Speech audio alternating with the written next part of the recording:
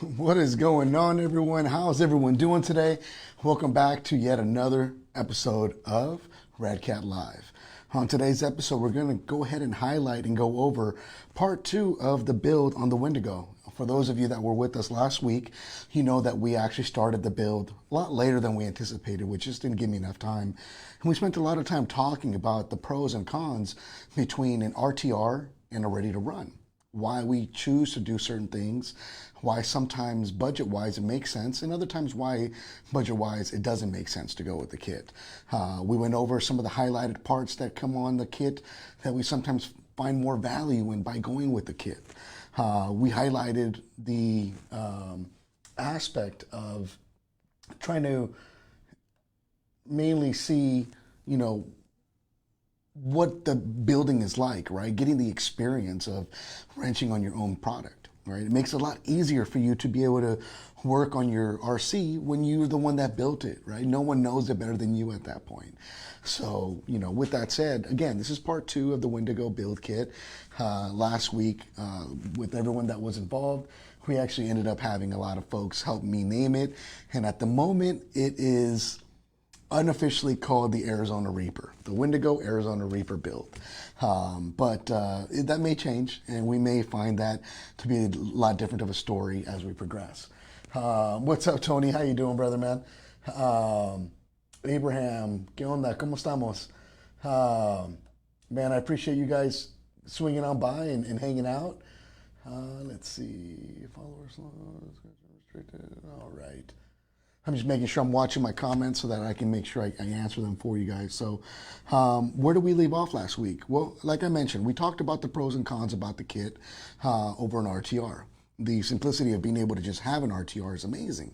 But why would we choose a kit over an RTR? Well, for the avid builder, it kind of makes sense, right? You build it the way you want it to be done, to your specifications, and you get to choose your electronics. Yes, choosing your electronics can definitely cause for a little bit of a higher price tag into your build's grand total. But in the greater scheme of things, it kind of allows you to fine tune and make it the way you ultimately want to. Sometimes you can find things on a budget. I've already started collecting parts for this Wendigo build, and I've already made a decision, and I'm going to be going with a AXFOC system, FOCAXE by Hobbywing, brushless system that's going to go in this bad boy. On 3S, it should be more than enough wheel speed to do what I wanted to do, as well as have that really good controllability at low speeds without the cog. Anytime that you're crawling, like I like to do when I like to build crawlers, you really want to stick to a sensored system when it comes to a brushless ESE and motor combo. It just helps for that nice smooth transition when you're throttling into it. If you want to get those nice cool scale shots of it climbing, and you don't want it to either be like on off on off on off, you can gradually give it gas and those tires just slowly start to turn. That's where I geek out the most. I love recording videos of these things going slow, and maybe you can call me the turtle because I like to go slow. Yes, this is a drill on my desk, Tony. Let's see. Can the Wendigo parts bolt onto a Camo TT chassis? Jesse, that's a great question. I'm not 100% sure, and I'd hate to tell you, give you an answer in such a form that may cause you to spend money that you don't need to. Reach out to our support team. They'll be happy to see, they can cross-reference some parts for you and maybe answer that question a lot better for you. So sorry just to not have an answer for you, brother. Austin Thompson, how you doing, brother, man? My day's good, bro. I'm here, kind of a half day for me. Family member had a surgery, so I just ended up coming a lot later than anticipated. Thankfully, everything went good, and I really wanted to make sure I'm here to hang out with you guys on a weekly basis. Marcus Jennings, what's up, brother, man? Hope you're having a great day. Dylan Wise, what's good, bro? Thank you for showing up. Lee, nice, Lee. Lee picked up a Wendigo kit. Bro, man, share pictures. I want to see how it goes for you. I want to see which way you go with it, what kind of electronics you choose to go with it, maybe the paint scheme. Share those details with me. I'm always geeking out that way. Airbrush. Let's see. Yeah, Sterry tire collections are endless in that session, in that essence. Ray Hicks, um, I did see your message last time. I do apologize for not chiming in on that. I think a Grim Reaper would be really dope in that fashion to put on there. I don't know if I'll go that route, but I love the idea, and keep them coming. You know, I like reading these things and maybe coming up with other ideas, and I might change it up. You know, we already discussed the color scheme, the paint scheme, going with the gray bottom, black top, red script, and red logos, right? Putting it on the top. Yeah, I like that idea, the Redcat logo on the top. That's actually a great idea too. Um, Nick, yeah. See, you get it, bro. Almost all your videos are in slow mo. It's a thing, man. I love it. I love slow mo vids. Other people hate him. You know, they tend to not like him. I enjoy him quite a bit. Um, Kevin Simpson, what's up, brother, man? Um, Austin, if you check out the description, it'll take you right to the link. I want to say the kit, and don't quote me on this, somewhere in the 200-ish range, maybe high to mid 200s, would be the Wendigo kit. But the link to the product is in the description for you to check out and see if it's something that you like to pick up. Oh, perfect. And then our team ended up sharing that link as well in the comments, so you can click on that as well. We have plenty in stock. And again, I honestly feel that a Wendigo kit is an amazing build. And yeah, I get it. We set it off to be this rock racer, you know, based off of a one-to-one type of racer, and that's great for what it is.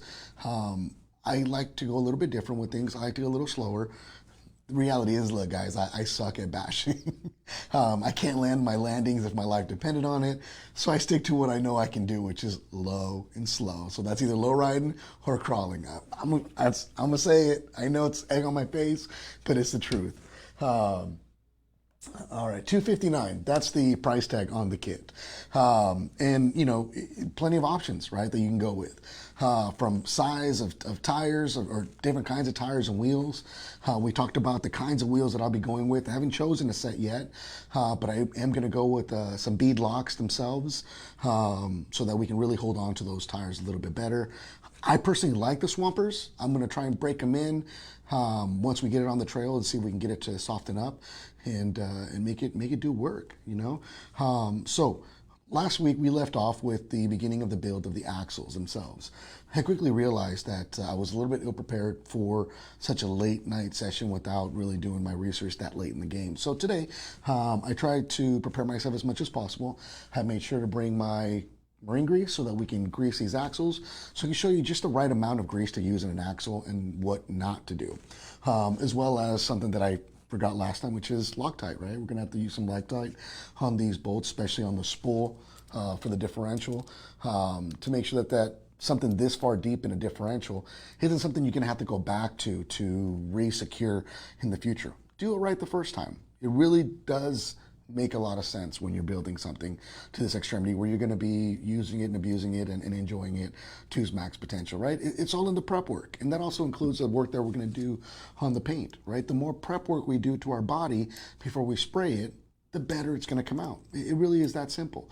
When I first started painting bodies, and trust me, I am no guru by any means, I used to just kind of go in there and blast it, and I'd always look afterwards and be like, man, that kind of doesn't look that great, you know, because I didn't take my time to really slow down, tape it properly, check it once, check it twice, check it 3 times to make sure that you're good, especially when you're layering paint. But we'll go over those details in the following weeks to come. We may take a break next week or the week after from the Wendigo kit, because I'm going to be doing another installation on the lowrider platform on the 64 that I'll actually share with you guys really quick, because I was able to get my hands on this bad boy. Shout out to Mike Raff, Mob Audio. This is his new line of speaker setup and amp, and this is his bass line. And I'm not going to lie to you guys, these things slap. I was actually extremely impressed. And what we have here is 2 drivers, and it's 2 chambers. And these are what people would call a reflex cone. So when I push on this cone, you can actually see the other cone lifting, so that when the bass is hitting, it has that space in a reflex fashion in the box. And let me tell you, man, Mike Raff, bro, you did an amazing job on these. Really dig them. So stay tuned in the future weeks because we'll be going over this, the installation of this system in a 64, as well as what it sounds like, hopefully with some not copyrighted music because we don't want to get in trouble. So keep an eye out for that. That's going to be really cool stuff coming up in the future. Let's see. Read back here.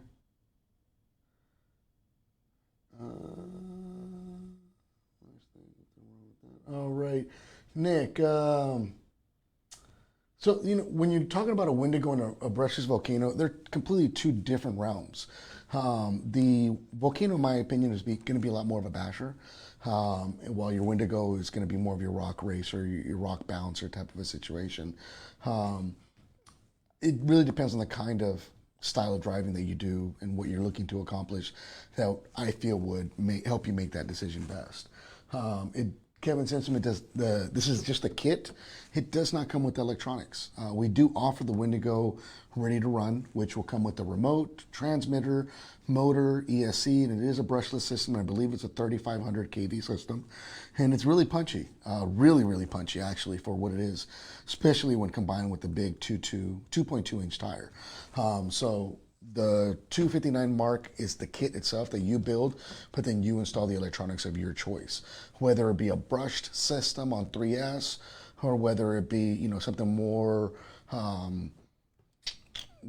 cost efficient, like a quick run hobby wing ESC with a 35 turn motor brushed, or whether you tend to want to go like hobby wing aftermarket brushless system or like a Castle slate crawling system. It really depends. Sky's the limit because when you're building a kit, you get to choose those options. You do. It's your choice as to which way you want to go with it, what you see yourself doing more with it. Do you want it to be able to crawl and kind of bash at the same time, kind of find that happy medium, or do you just prefer it to be, all out, rock racer, punchy as can be? I kind of want to have that controllability at low speeds, so I'm going to build mine to be more of a slower truck rather than a fast one. Let me see. Nick, I've seen a lot of pictures of your Gen 7, but don't stop sharing them, bro. Keep them coming, because when you nail a good one and you give me a money shot, I'm happy to share them with the world. Let's see here. So on this specific release, let me see. Record release, Tornado APX Pro.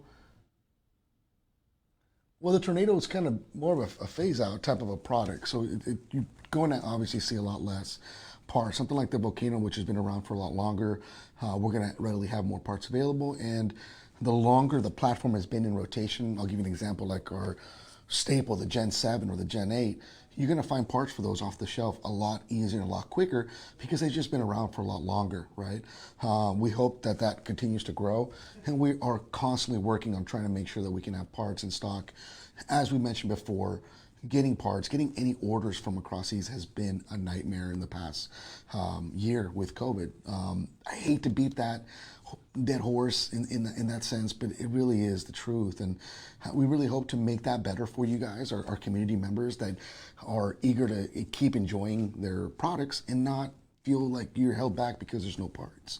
So, bear with us, and if there is a part you're looking for, please go to our website. There is a notify me link on the specific part where you can actually input your information, and we'll send you an email as soon as it arrives. Literally, as soon as it gets scanned in the warehouse, you'll get a notification minutes later so that you can order yours, and you can be one of the first ones to get it if that's the case.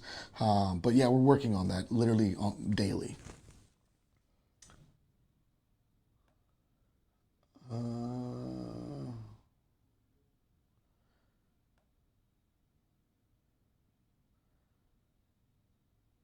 Mostly regarding the axles. Talking about the axles specifically on the Wendigo, if you're talking about that, then we have plenty.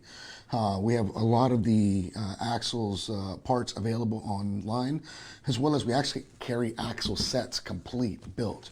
And I was going to cheat. I'm not going to lie to you guys. I was going to show up here and just have them already built and start and continue the progression of the build. But I didn't feel like I was going to give you guys justice as to what it takes to build these, because there are a couple of tidbits that have been brought to my attention that makes these a little bit different. I want you to see the components that go into it. So with that said, guys, I'm going to switch over to the overhead cam and we'll continue the build, and we'll get going. Last time that we were here, we did go ahead and start building the axles.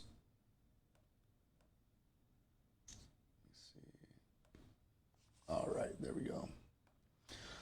So last time that we were here, we were building these axles, and if you guys remember, these parts right here are the parts that I started building.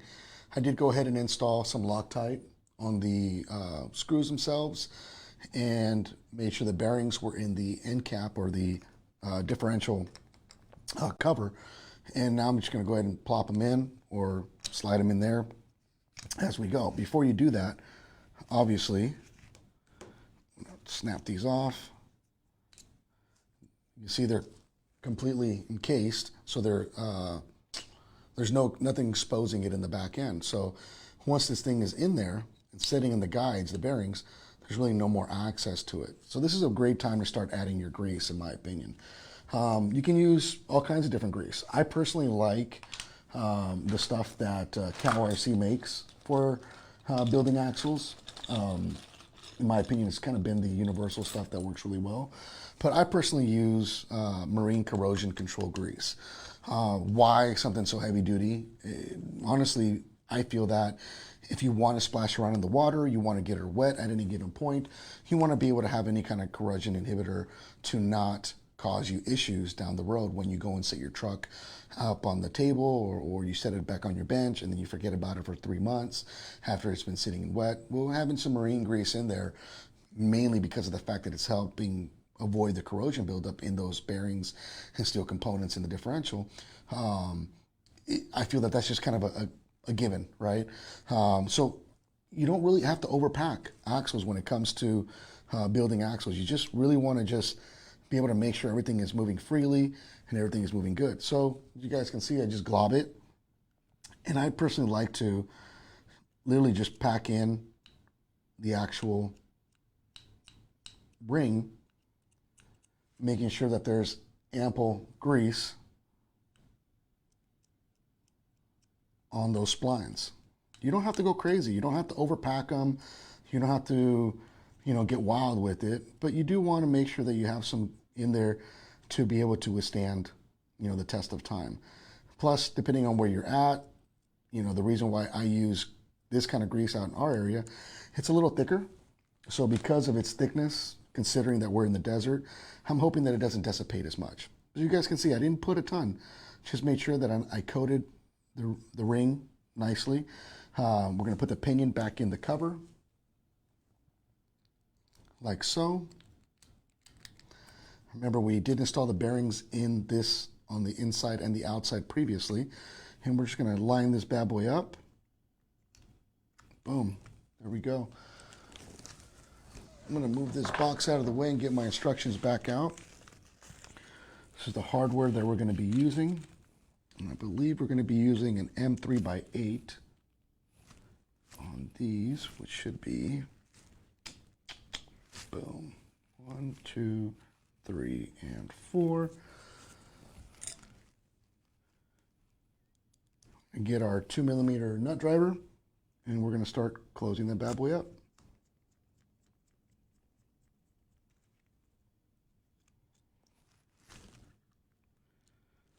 Ooh, actually, you know what? I'm looking at the wrong page, guys. I was wrong.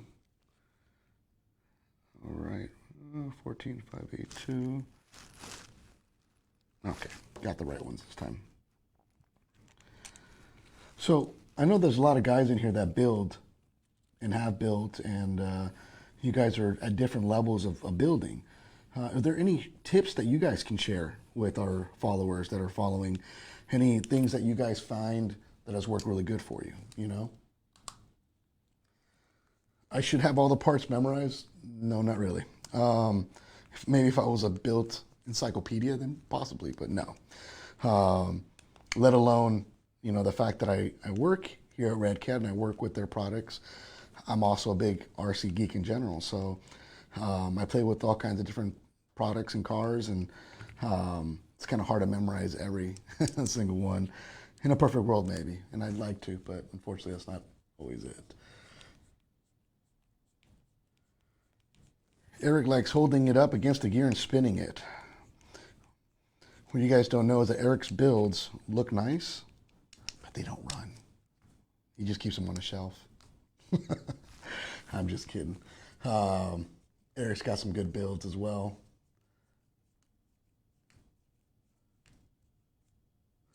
So now that it's in there and it's being held, now is when I like to spin the pinion, make sure I spread all that grease that's in there, and we're good.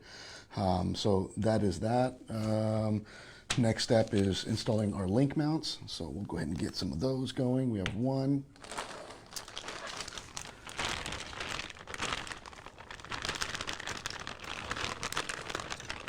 And two.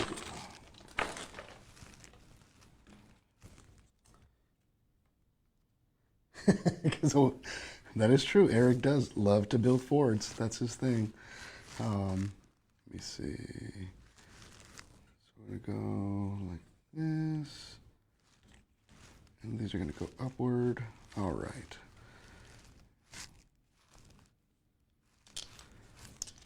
But on the real, guys, what's some tips that you guys can give some of the folks out here that may not be your avid builder that doesn't build every day, but is valuable information? Like, real talk, what is some stuff that you've encountered that might have been an issue that you kind of wish that, hey, well, I kind of wish if I'd have known I wouldn't have done that?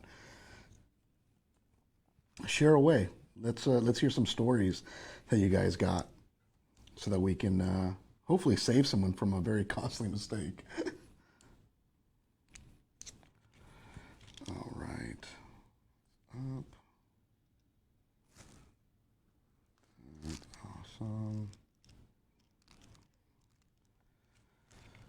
So yeah, man. So again, we got some great stuff still coming out on the 64 platform. We're always looking to improve.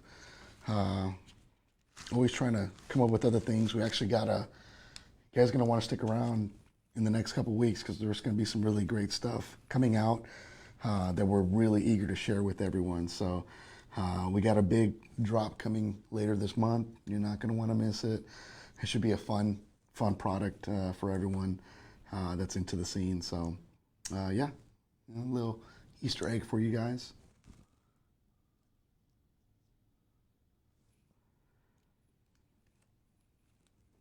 So one of the things I've noticed right now that ironically enough I'm kind of having a hard time with, but I really kind of shouldn't, and it's when you're putting the link mounts in, it has a little cavity for these 5.5s to fit into, these little tiny screws or bolts, and you have to kind of press them in before you try to, install them. Let's see here. All right.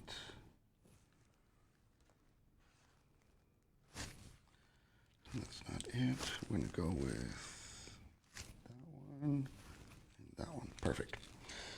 Another great thing too that I really like about the way they did the owner's manual this time is in the owner's manual itself, you'll notice that there is on the bottom, sorry, we'll go like this. It gives you the description of how many bolts are going to be and screws and bearings you're going to be doing with this specific, part of the build. So what's really great is they've actually set the sizing to be as accurate as possible so that when you're trying to figure out which screw is which, you just line it up with the picture and you're like, oh, yep, that's it right there. Kind of a great fail-safe when you're like, well, I don't want to carry a micrometer with me just to figure out what screw is where, what screw goes where, and what goes, what does what. So, keep that in mind. I believe good owner's manuals should definitely always come that way.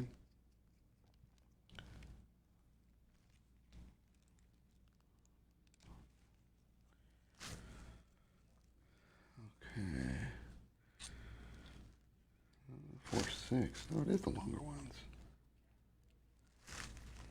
Line it up. It lines up good. Okay. it's kind of funny, you know, like when you're building some things alone, and you're kind of in the zone. You got the music playing in the background, or if you're like me, I usually have my headphones in and I'm just building, getting lost, losing track of time. You don't get as nervous. But then you get in front of a camera and you feel like everything you're doing is wrong. Your palms get sweaty, your face gets all sweaty. You're like, I don't want to look like a goofball in front of everyone. But that's what we're all here for. We're here to learn. I never built a Wendigo kit. This is my first time opening one up. And I'm sure I'm going to find a lot of things that even I didn't know about it that, I will after this experience. So that's what I love about building is that as you build, you start to find things about yourself, things about your tools, things that you feel you need to invest in. And you're never going to come to that conclusion unless you build something, instead of being on the trail and, finding where you're at. So I did that one right there. So I'm going to start building the other axle really quick to get it to the same point that we're in right now. So we'll get spool here. Where are we at? Where are those? Here they are. So as I mentioned before, you want to make sure you use Loctite.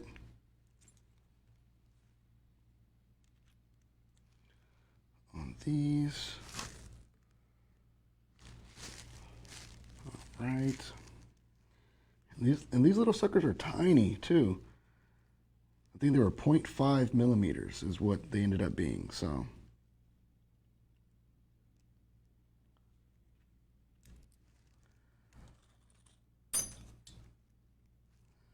Yeah, 0.5.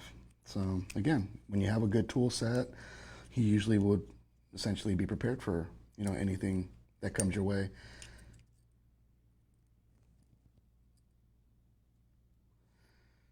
Let me see.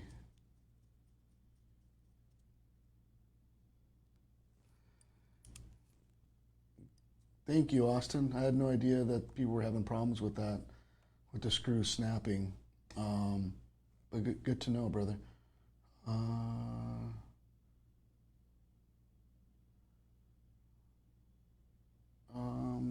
Austin, I'm not sure if I don't think there's a portal kit to add to these, unless do these already come with portals? They do look like, but they're not. They're not portals. So a portal kit would be nice though, at any given point, right? A little more ground clearance, lifts the truck up a little bit higher than what you'd like to see.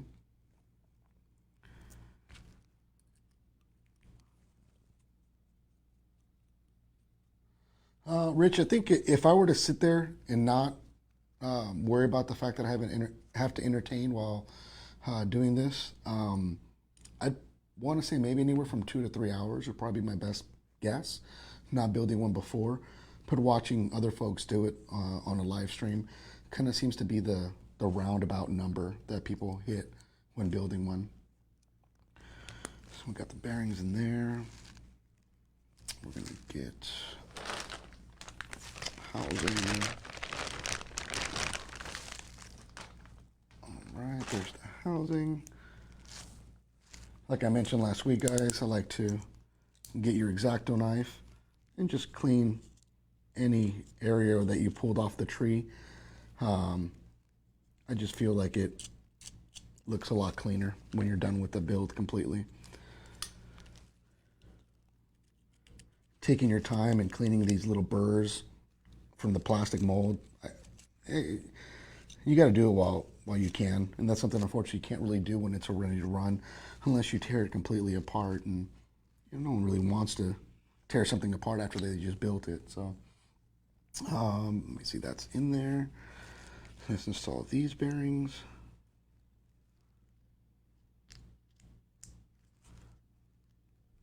All right, we're going to add grease to these bad boys too.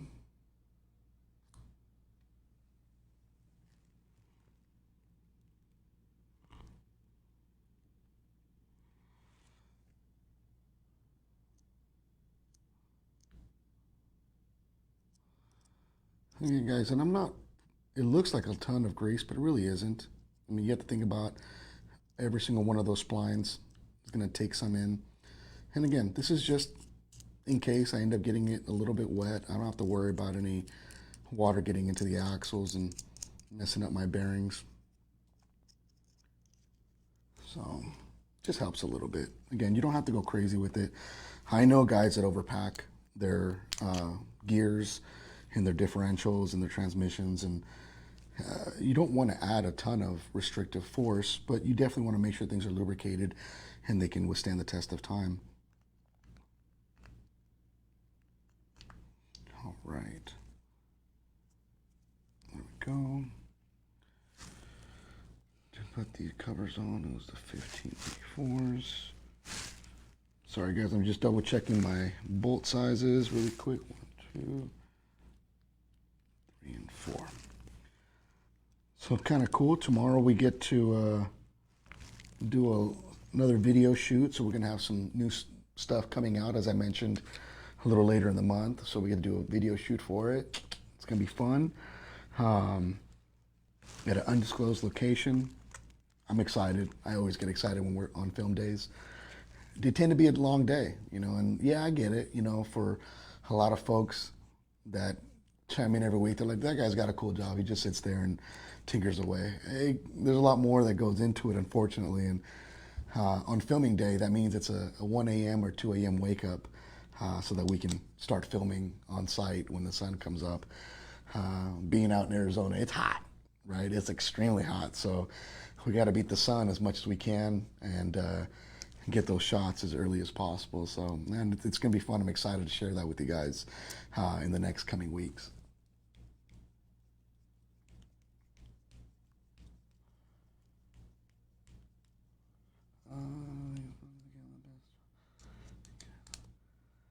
Absolutely, Rich, man. Where are you from, Rich, man? Where are you at? Whereabouts are you from? Because I'm telling you right now, I got to find a way to meet up with you and crawl with you. I would take any opportunity that for anyone that wants to crawl with me, whether you're local or not, or if I'm ever in your area. So this year I'm going to be all over the place. I'm going to be in California next month for an autism awareness event that we here at Redcat are sponsor as well. And then I'm going to be in Vegas for SEMA, followed by another show in Albuquerque, New Mexico for the Lowrider Super Show. Sorry, no, Las Vegas Super Show. But Redcat will be at the Albuquerque Super Show, if I'm not mistaken, as well. We got a lot of things. We got Arizona RC Fest up in Payson, Arizona. That's supposed to be a blast. And we're sponsoring that event as well. So a lot of great stuff in the works right now, guys. A lot of fun things happening. And yeah, it's hopefully it's just time will tell, you know. Let's see if we're going like that.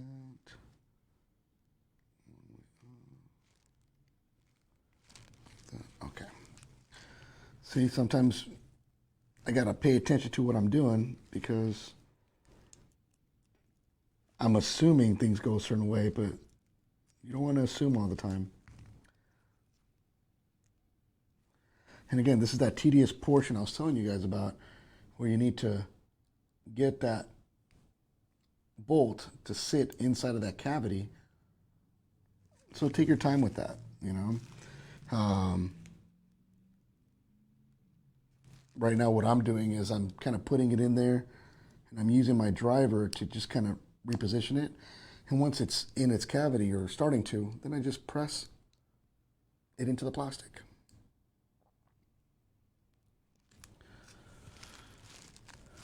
Let me see if I can use a bigger one. There we go.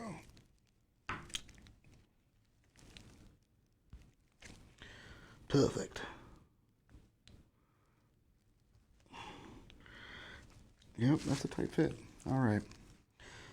So then this is going to go up. These long ones.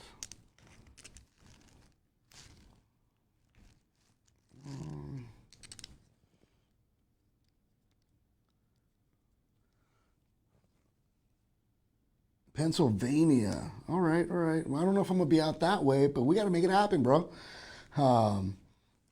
We got Chris Gaska from Salinas Valley Scalers. Good sense of people, man. Good folks out that way.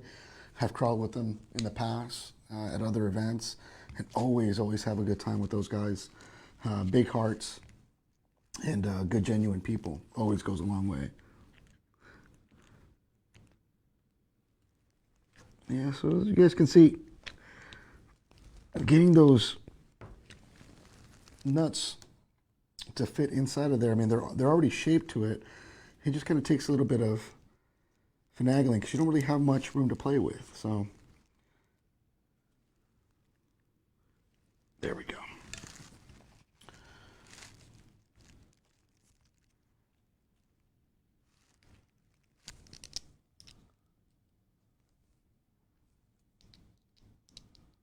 Danny, thank you so much for stopping by and hanging out, brother, man. I always appreciate seeing you sharing all our posts, man. Much love. I hope you have a good rest of your day. No, Chris, we are not planning on being at AxioFest. We have our own events going on out in the state, so we will not participate in that bad boy, unfortunately. So see, one thing I noticed right off the bat is on one of the axles, I actually ended up putting the mounts, the link mounts, upside down. So let me go ahead and correct that really quick. See, these are the things that I'm talking about. It happens. I build all the time. I'm building kits for fun. And even with instructions, I make mistakes just like anyone else. So when you find that, no big deal. Just correct it.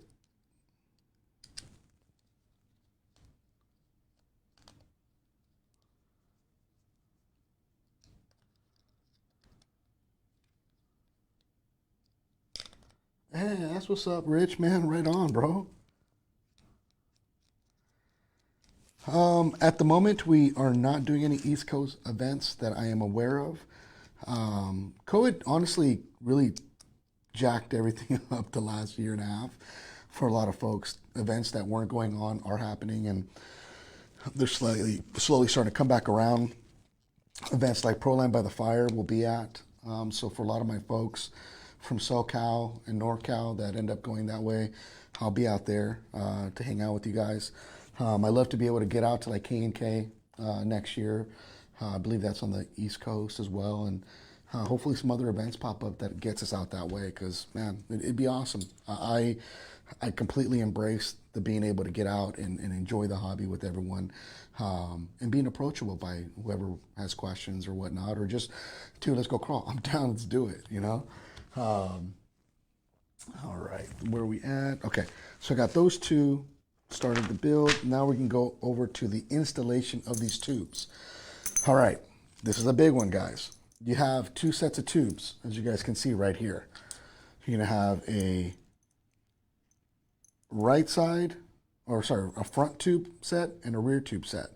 They are off center, or they're off canter. So one of them is longer than the other one. As you guys can see from looking at this axle, one side is longer than the other. So make sure that when you guys are installing these tubes that they correlate to the correct location. Per the instructions, I'm going to be installing the short one, obviously, in the short section, long one in the long section. That seems to have gone in fairly simple.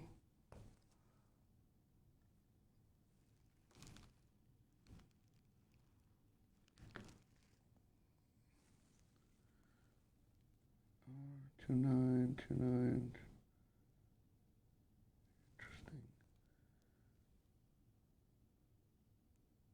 Okay.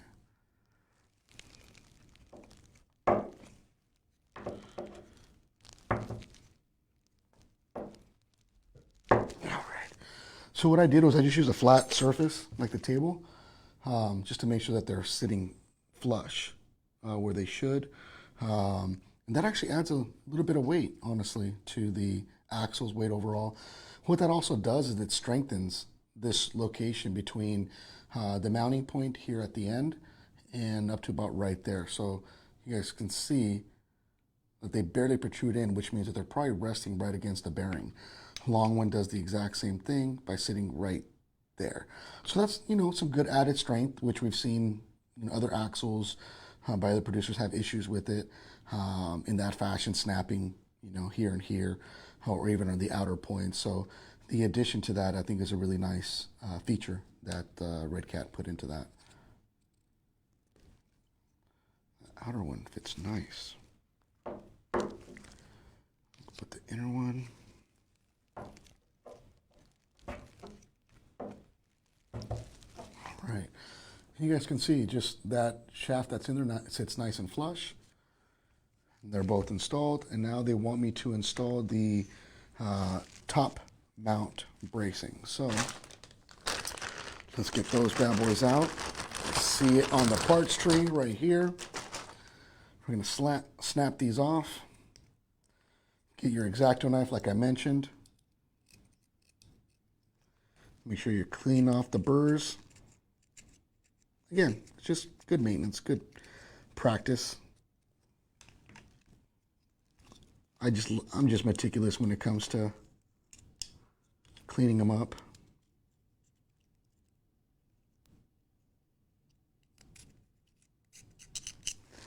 All right. To install this, are these identical? And these are not identical, guys. So there's obviously going to be a front and a rear. This will be the rear. And this one will be the front. Boom. All right, and we're going to be using 6, 1, 2, 3, 5, 6. Beautiful. All right. Again, just your standard 2mm. And per the manual, these are M3 by 8. Get those installed. What's good, Joshua? How you doing, fam?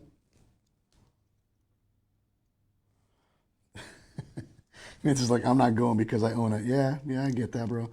And I used to be one of those guys that would go to Axial Fest a lot, and and as long as you had a axial-based product, you can go.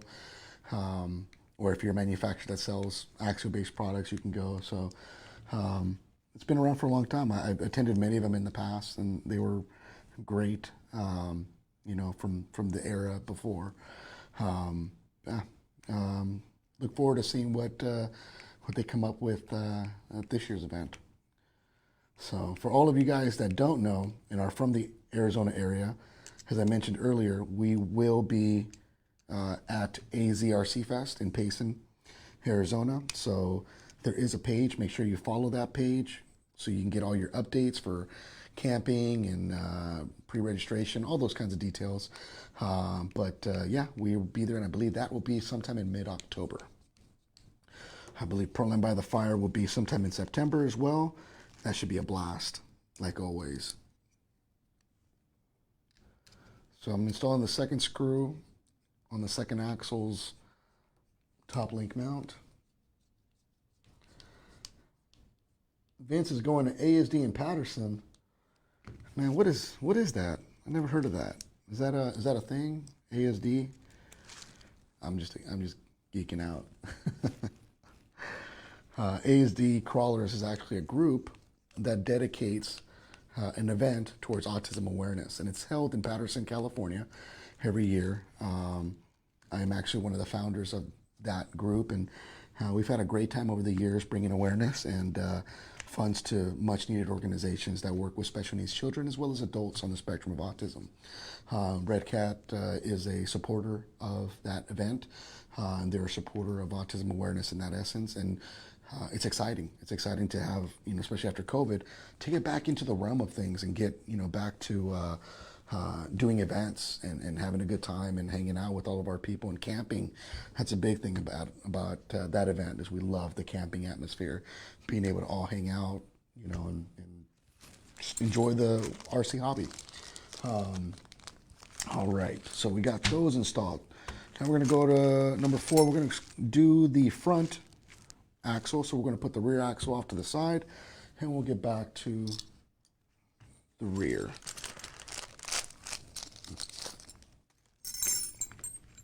Ooh, so nice. All right. So do I need a new bag? I don't know. Here we go. Pins. All right. So we're going to go with... Sorry, guys. See, because this is the first time I'm doing this kit. This is the first time I've actually gotten a chance to see this. So a lot of the times when I'm going, it's because, as I mentioned, I have not had a chance to really play with one of these just yet. So take off all the extra pieces. Again, I'm going to go over it with my X-Acto knife. Make sure there aren't any burrs in the plastic that would hang up or cause any issues in the future. It's pretty good.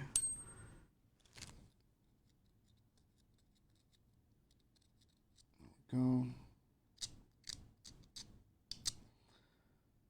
That one looks good too. All right. So let's open the bad boy up.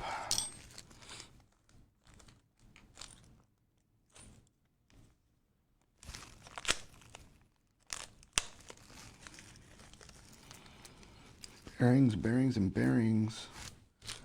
We'll open this one up too because I think we need them. We do. We need the CVs. Okay.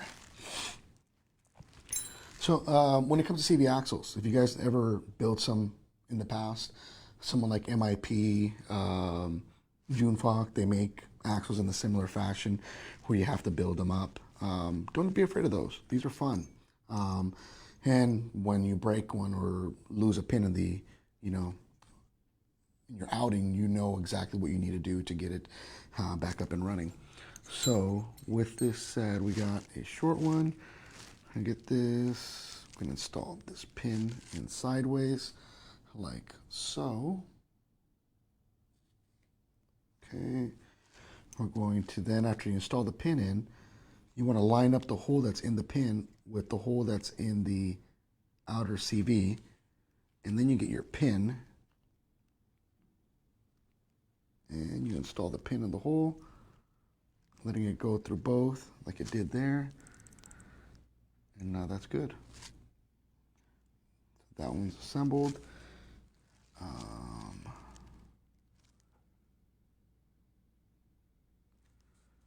Okay, so that's not going to go there. We need a few more parts from the tree. Here we go. Clean and clean.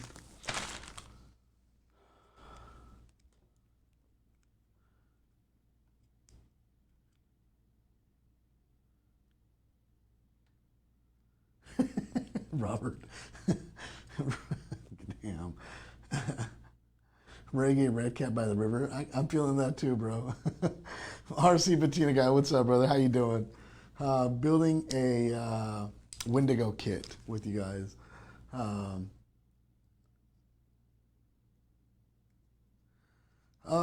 Danny, as far as like, do I make rock crawler videos like in general, or do you mean like these feature builds that we're doing? Just want to make sure I understand your question to the best of my ability. So remember, guys, so when you guys are putting the outers on, they're supposed to be clocked a certain way, and it gives you a little image to make sure that you have them facing the correct location. And boom, boom, boom. That is good. And that is good. All right. So we're going to use 10. That's it. 4, 5. 1, 2, 3. 3, 2, 3. Interesting.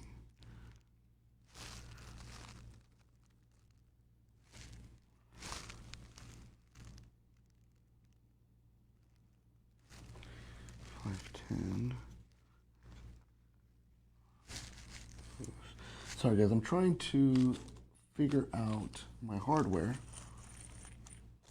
at the moment to figure out what is what.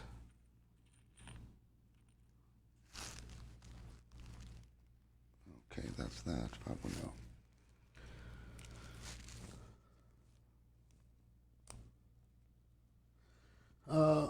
Roy, no, at the moment we don't, other than the event that we've been working with the local folks that I mentioned earlier. It's the AZRC Fest in Payson, Arizona. I believe that is the only one that we participate in at the moment. But we are hoping to expand that, and who knows, in the near future you might see more features with us involved.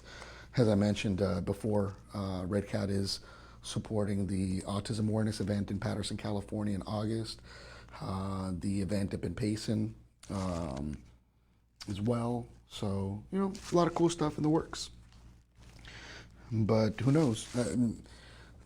Would you guys like to see like a Redcat Fest? Is that like a thing? Like, I'm kind of curious, because if you do, I'm ready to talk about it, you know? All right. Okay, got those three in. 1, 2, and 3.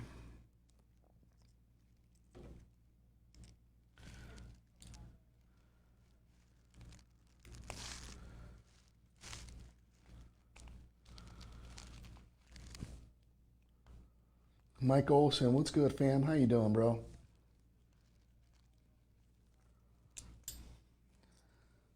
So I'm over here doing everything the low and slow way, so.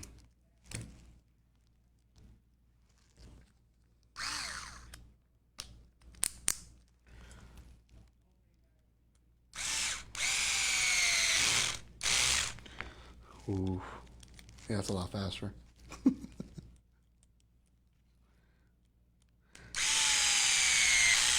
When you've been in the hobby for as long as I have, you want to avoid carpal tunnel syndrome.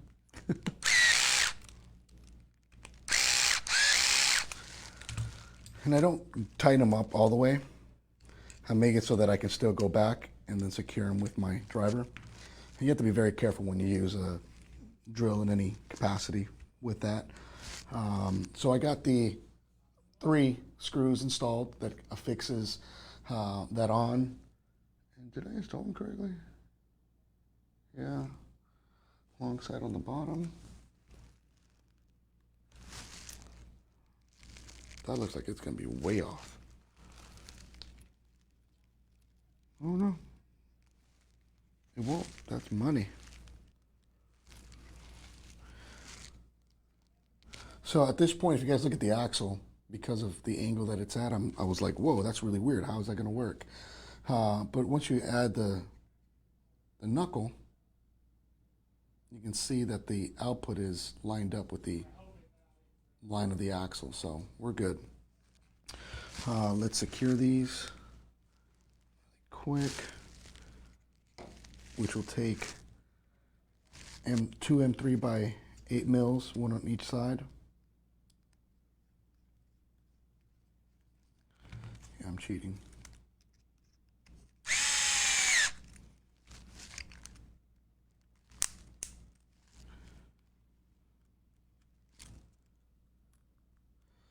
Well, we appreciate you, Mike, man. Thanks for showing up, bro. We're sharing information about what it is that you do when you build, kind of like tricks and tips that you might be able to give those. So if you have one that you've experienced while wrenching or working on your RCs, please share away, because I'm eager to hear what kind of challenges people have faced in the past. All right, so once those are on, I can start installing these bad boys. That'll be the short one. So, short one will go on this side.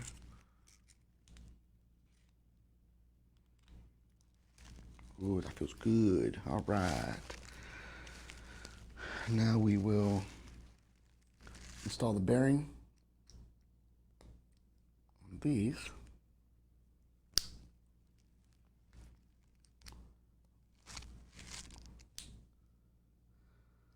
They are CVDs. There you go. Let's see if I can find another short one. What did I do with it? Here we go.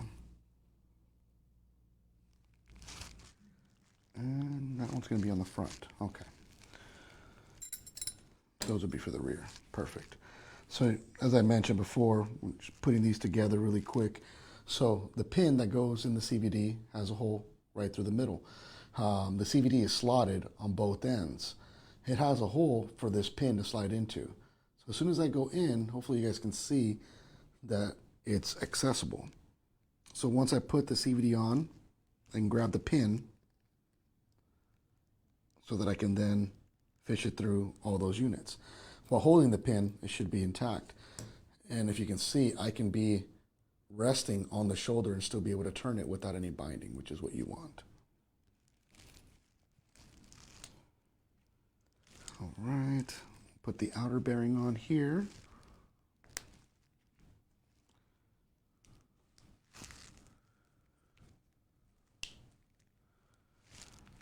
So what I like to do in this situation, as I mentioned, whenever you deal with CVDs, you don't need a lot, but I'd like to give it a little bit of dab of grease.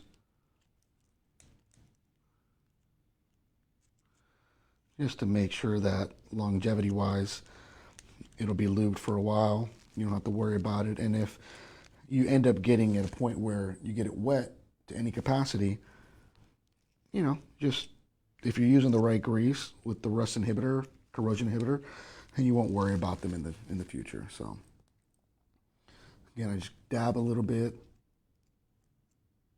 get them in the actual CVD there.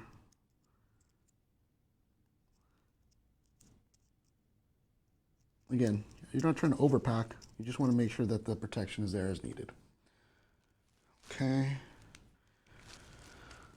With that axle that way, let me see here. Put it correctly. Oh, nice. So the bearing itself actually keeps the pin in the CVD from coming out, which I thought that was kind of cool. Nice. This will be on this side.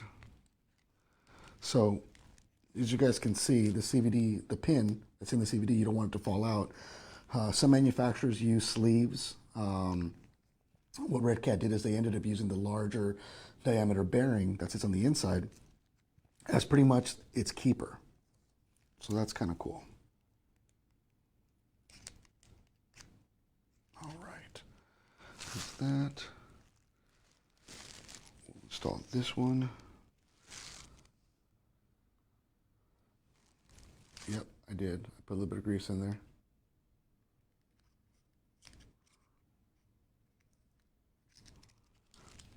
Perfect. All right.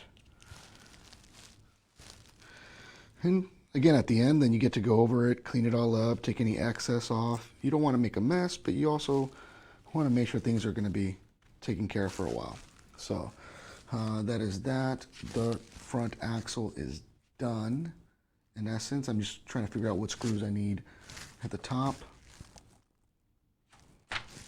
Okay, and of course, these cups that you see right here, those bad boys are going to go on the inside track. So we're going to pull the axle out a little bit. Install these.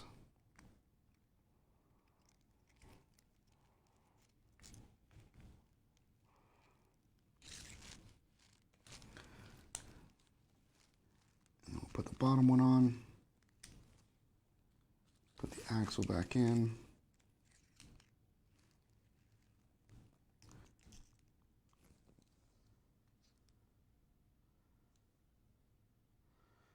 Mike, this is a kit build off the Wendigo.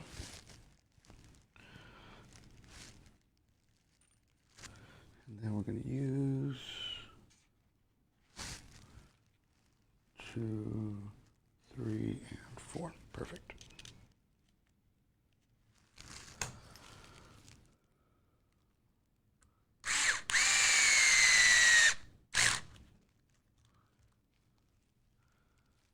As I mentioned before, guys, you don't want to over tighten when it comes to plastic. So I have my gun turned down all the way so that it will not over torque.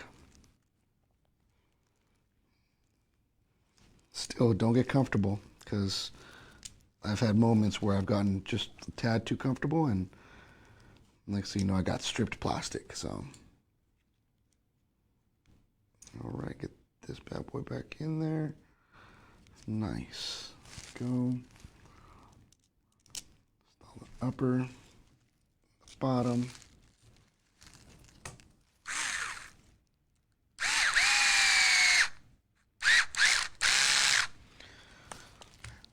And again, I'm putting them in just so that the gun is clicking, and then I'll go back over it with my driver just to make sure that it's torqued down and not over tightened.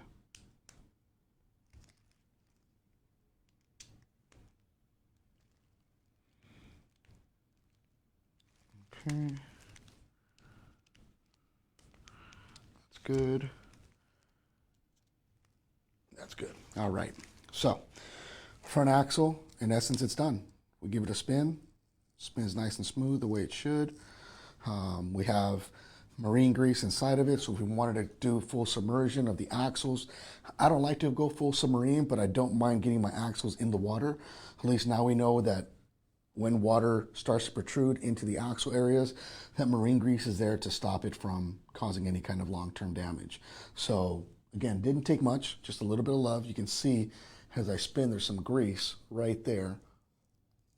You know, again, will it attract dirt? Yeah, it can definitely attract dirt. But once you wipe it down, again, it's coated, so it helps in that fashion. Let's see here. Let's wrap up the rear axle. And on the rear axle, there we go. We're going to use these outers.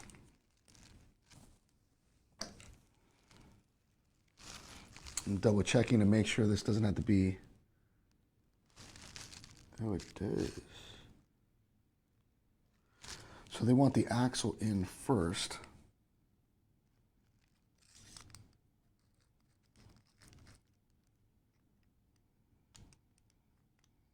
And then they want this on. I'm just quickly eyeballing it, and that does look good. Okay. So I'm just going to grab my axle, dip a little bit of grease, and I'm just going to scrape it off. Again, just a coat. Now the inside of the barrel there is going to be nice and coated. That's good. Again, you don't want to pack it. You just want to make sure that it's coated in a way.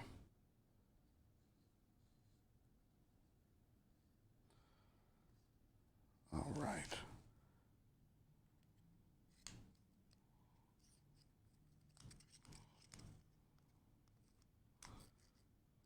All right. Why does that look like it don't fit? Oh, that's why. Because we need to put this on. Boom. Look at that. Freaking awesome. All right. Put the bearings on here at the end.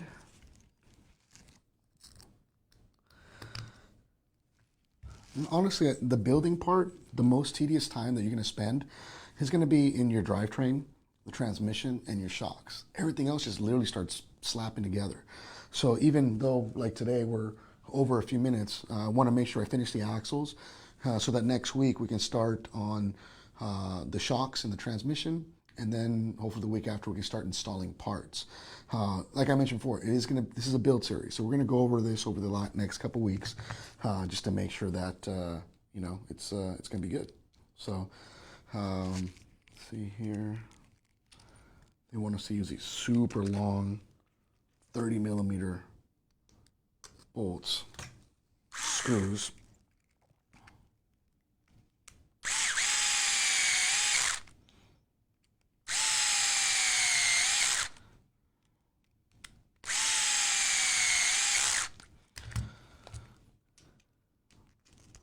So what's next on your guys' agenda, man? What are you guys up to? You guys just got out of 4th of July festivities. Hopefully everyone had a safe one. What do you guys got going on this weekend? We got any no prep guys in the scene? Or are you going crawling with some friends?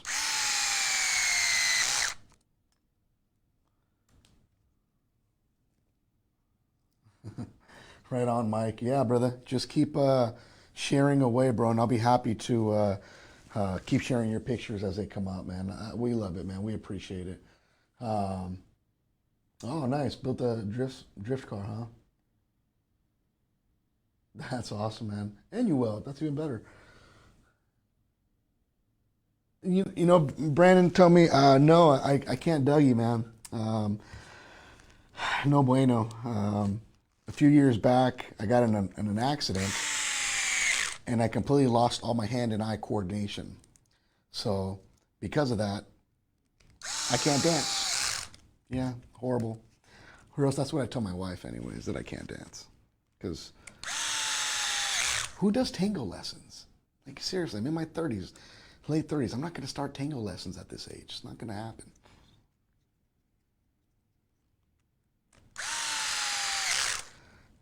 Beautiful. All right. So there we go. The last thing that they want us to do is install the inputs of the drive lines. So the front is going to be the short one. And another easy tidbit. A lot of folks go ham on this portion when installing the pins for their drive shaft because people tend to lose them. They tend to drop them. I'm okay losing one and replacing it rather than putting a ton of Loctite on it and never being able to get it out. So I'm just going to go in and secure it. I'm not going to install a bunch of Loctite on this one. Actually, you know what? That went in really simple. So because of that, maybe I'll put just a tiny drop.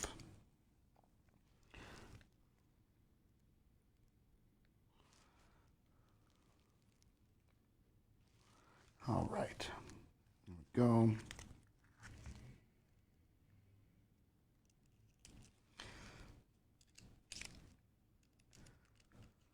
So in essence, the way the manual's having it done is it's preparing you so that now you have a full assembled axle, as you guys can see here, and it's ready to go for you guys. So then we can go on to the next one. I already put Loctite on this one. We'll just good and tight, snug it down. And that is the end of the axles. So what's next? What's on the agenda next? What are we going to build next with this? So the next thing's going to be, after this is the building the transmission from the looks of it. This transmission is pretty easy to build. I've done a few of these actually already because they look almost identical to the one that's in the Gen 8. And if it is, this is exactly what I've done numerous times. So we're okay there. Installing the motor and all that. We're not going to put the motor in just yet and the servo in just yet. Those are going to be the last things that I do because that's when we're going to have a little bit of fun. We'll then go to start building the links. After we build all of the links, we can literally have the whole drivetrain assembled, and then we literally start building the chassis up together as we go. So we got a lot of steps involved, and that's where we're at. If again, you guys that are still hanging around, I appreciate you guys very much. It's going to be a fun build, and as we go, we're going to be able to mingle and answer some more questions that you guys have. And man, I look forward to it. I'm excited because the Reaper is going to be one bad Wendigo build, especially once I'm done with it. So we're going to give it all of the juice, give it all the creative that we can, do things our way, and then add a couple little tidbits from the crawler scene to really make it stand out. So from me to all of you guys, thank you guys. Thank you guys for showing up, hanging out with me, wrenching away. This is my favorite part of the hobby, is just wrenching. And one of the beginning times that I spent when I first started getting into crawling is that I have wrenching parties. So my boys would come over and we'd be on the pool table. The pool table never got used, and we'd have 4 or 5 trucks torn apart just to get ready for, Sunday's crawl so that we can go out and have fun. And that's really where, in my opinion, you have the most fun, So for me to you guys, remember, good tools. Take your time, read the instructions twice. Don't be afraid to dabble. Don't be afraid to get involved. Loctite, get yourself some good Loctite. Make sure you guys got some good marine grease for your builds. and have fun at the end of the day. That's what it's all about. So I appreciate you guys. Thank you guys so much. We'll see you guys next week. And who knows, next week we might take a break from this build to highlight some other stuff. Maybe this mob audio system will go into the 64. You're just gonna have to wait and see. So we'll see you guys next week. Same time, same channel. From me to you guys, love, peace, chicken grease, and you guys be safe. Take care.